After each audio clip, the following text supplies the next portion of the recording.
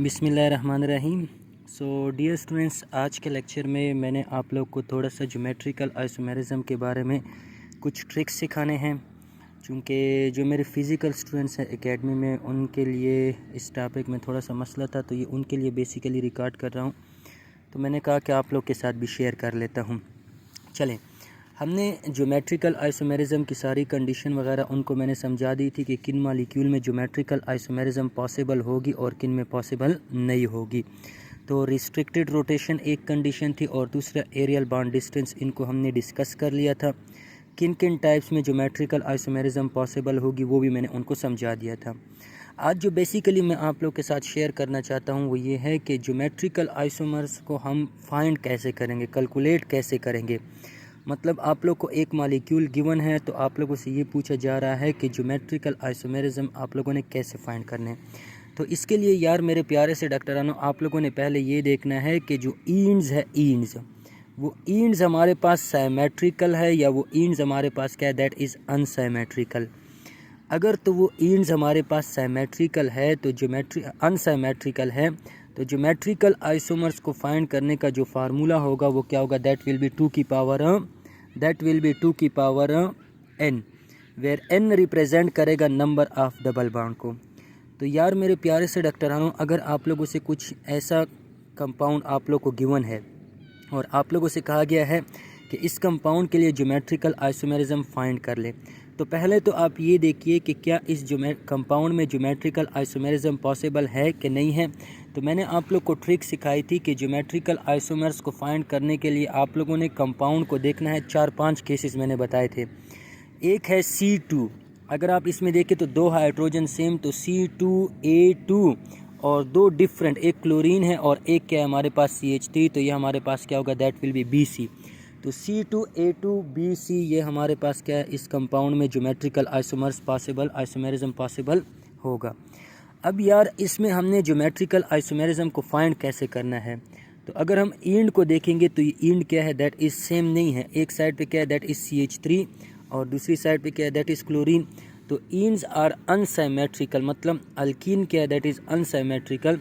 तो फार्मूला हम क्या अप्लाई करेंगे, 2 की power n, where n represent कर रहा है नंबर ऑफ डबल बॉन्ड को। मतलब इस कंपाउंड के लिए कितने ज्योमेट्रिकल आइसोमर्स पॉसिबल है, दैट इज़ 2 ज्योमेट्रिकल आइसोमर्स। दूसरा मेरे प्यारे से डॉक्टरानों, जब ईंड क्या होंगे, साइमेट्रिकल, लेकिन ईंड साइमेट्रिकल में जो डबल बॉन्ड है वो क्या होंगे, इवन होंगे, और दूसरे केस में जो डबल बॉन्ड है वो हमारे पास क्या होंगे, ऑड होंगे। यार मेरे प्यारे से डॉक्टरानों, अगर हमारे पास ईंड साइमेट्रिकल है और डबल बॉन्ड क्या है, इवन, तो इस केस में जो फार्मूला होगा, दिस फार्मूला विल बी 2 की पावर n-1 प्लस 2 की power n divided by 2 minus 1।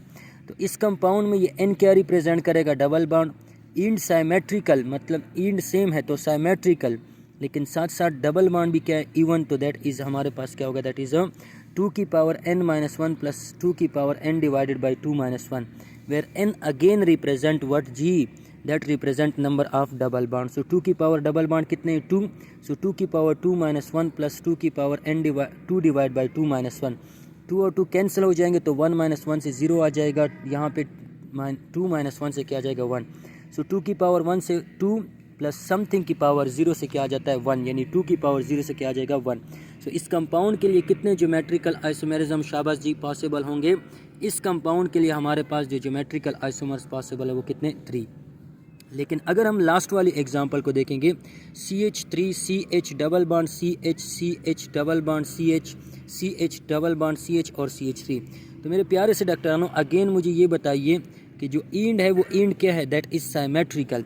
लेकिन अब इसमें जो नंबर ऑफ डबल बॉन्ड है, यहाँ पे एक डबल बॉन्ड, यहाँ पे हमारे पास 2 डबल बॉन्ड, यहाँ पे हमारे पास क्या आ रहे हैं, 3 डबल बॉन्ड। तो डबल बॉन्ड जो है वो हमारे पास इवन नहीं है, बल्कि डबल बॉन्ड क्या है, ऑड। तो यही फार्मूले में थोड़ा सा आप लोगों ने चेंजेस कर देनी है। 2 की पावर n-1 यहाँ पे भी था, यहाँ पे भी है, प्लस 2 की पावर n डिवाइडेड बाई 2 है, लेकिन यहाँ पे प्लस आप लोगों ने 1 लिख लेना है। सो 2 की पावर n-1 प्लस 2 की power n plus 1 divide by 2 minus 1। अब डबल बॉन्ड कितने, 3, सो 2 की पावर 3 माइनस 1 प्लस 2 की power 3 plus 1 divide by 2 minus 1।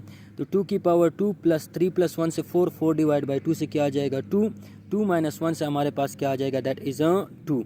सो 2 की पावर 4 दैट इज इक्वल 2 की power 2 that is equal to 4, 2 की power 1 that is equal to 2।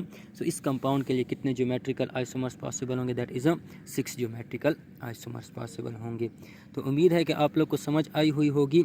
Optical isomers का तो मैंने आप लोग को ऑलरेडी फार्मूला बता दिया था कि 2 की power n, where n represent number of chiral carbon.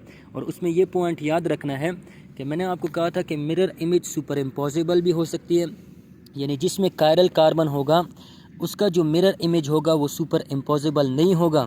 और ऐसे मिरर इमेज जो एक दूसरे के ऊपर सुपर इम्पॉसिबल नहीं होते, इनको हम किस चीज़ का नाम देते हैं? दे आर कॉल्ड एनांशोमर का। ठीक है जी, ओके जी, अल्लाह हाफिज़।